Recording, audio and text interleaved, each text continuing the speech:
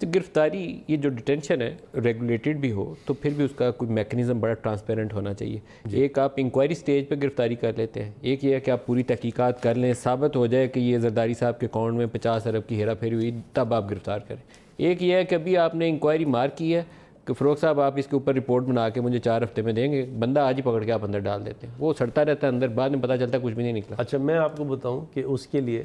جو یہ جب بیل کا پروویژن ہے جو جسٹس آصف سعید کھوسہ نے ہمیں ہماری گائیڈ لائن ہمیں گائیڈ کیا ہے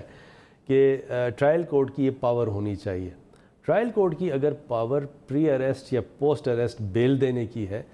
تو وہ صرف بیل دینا اب میلیفائڈس پہ ریسٹرکٹڈ نہیں ہوگا, کیونکہ 199 میں ریٹ پٹیشن میں ہائی کورٹ میں جب آپ بیل لینے جاتے ہیں نیب کی تو صرف ایک گراؤنڈ اویلیبل ہے, وہ ہے میلیفائڈس بدنیتی. وہ بدنیتی ثابت اس طرح ہوتی نہیں ہے, تو کافی سارا ابیوز جو ہے جو آپ پوائنٹ آؤٹ کر رہے ہیں اس سے اسکرین ہو جائے گا.